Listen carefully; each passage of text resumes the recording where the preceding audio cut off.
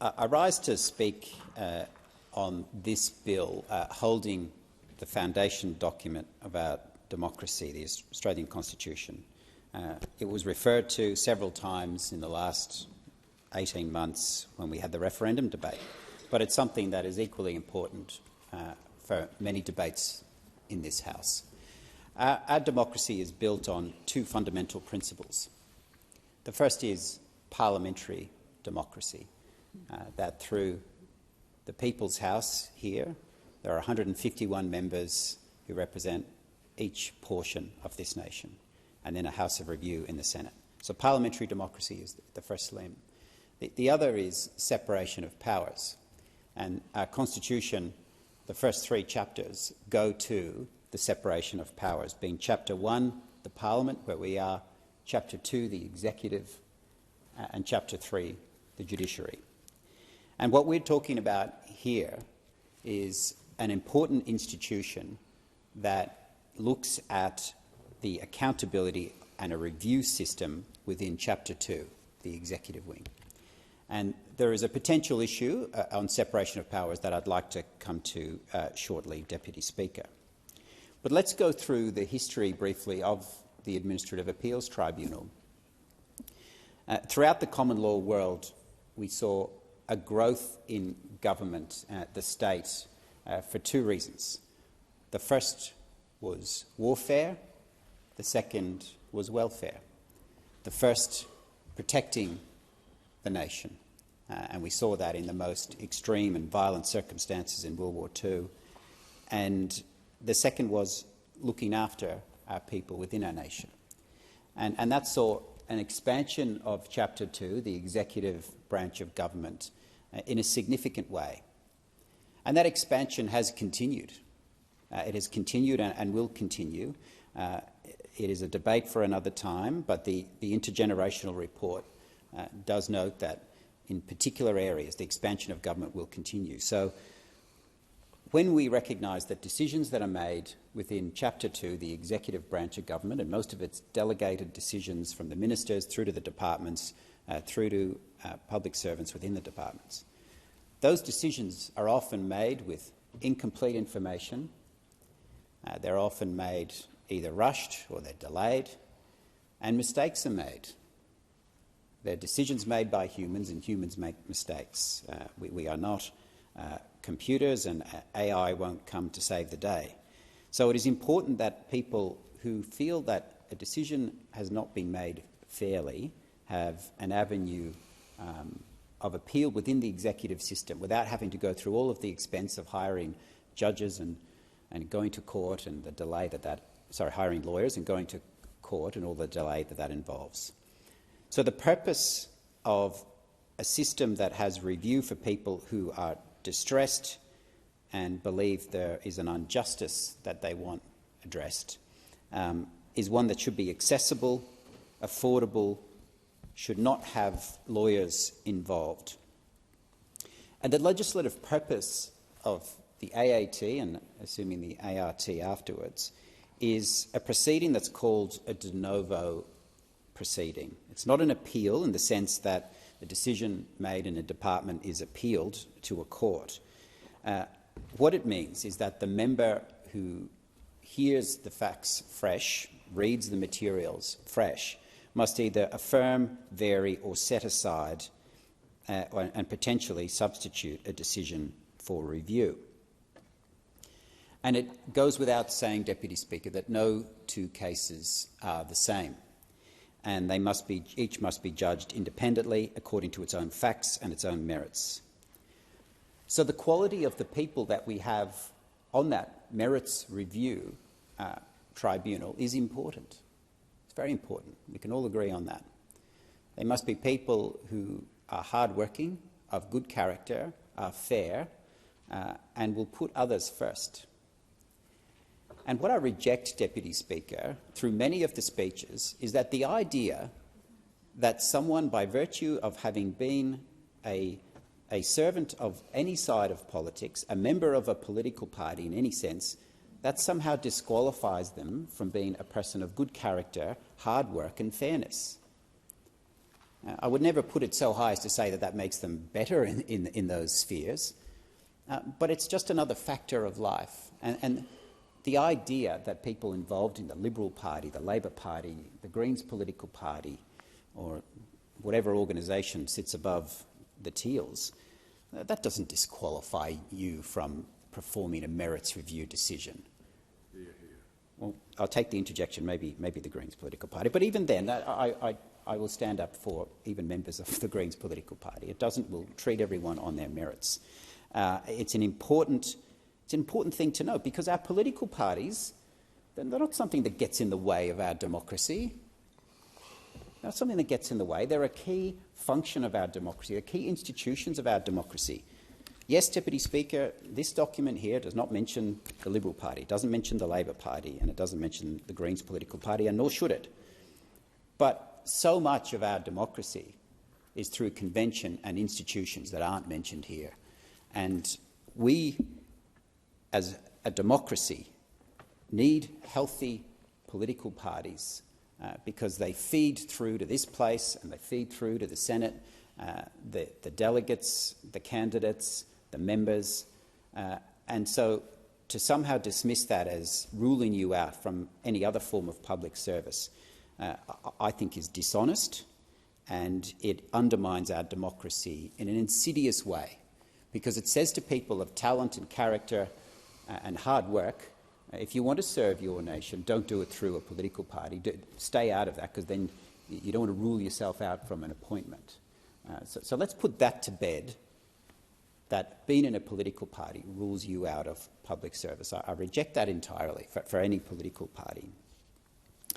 And so the Coalition is not opposed in principle to a review of this system. We should review it regularly, and we should make sure that it is fit for purpose and that it is an institution that has all of the legislative requirements that it needs in order to give an accessible and fair system of merits review. And the Tribunal is a body that provides review of government decisions made under about 400 pieces of legislation. And often the merits review involve competing provisions of legislation and cover multiple parts, whether it's in the NDIS, Centrelink, for veterans. These are complex pieces of legislation. And right now, Deputy Speaker, we're seeing an attempt to try and make the veterans' suite of legislation less complex. That is an extremely complex system. So to have people of character, hard work and competence is the #1 criteria. And the huge amount of legislation that has come before this House in this reform should not be lost either. This is 678 pages of new primary legislation. The explanatory materials are almost as long, at 631 pages. And this House has been asked to debate and vote on an entirely new bill, plus 33 schedules.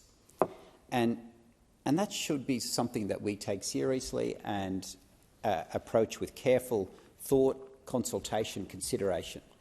And I am a member of the Social and Legal Committee for this House, and we were tasked with conducting a review, and that review was announced just before Christmas, on the 14th of December, and had one hearing day. And I couldn't go to that, Deputy Speaker. I really wanted to. I had a clash. I couldn't go. And that often happens on both sides with committee work. But usually a hearing goes for multiple days or multiple weeks, multiple months, and you can make up for it. But when it's one day, you can't make up for that. And in that one day, I read the materials, the submissions and the transcript. The only witnesses called were the Attorney-General's Department, the Department of Home Affairs and the Department of Social Services, all on a single panel. How's that proper scrutiny? How's that proper scrutiny? So here we are, being asked to look at this reform to the merits review system that so many vulnerable and distressed Australians rely upon in a time of need, and we're not practising what we preach. Not practising what we preach.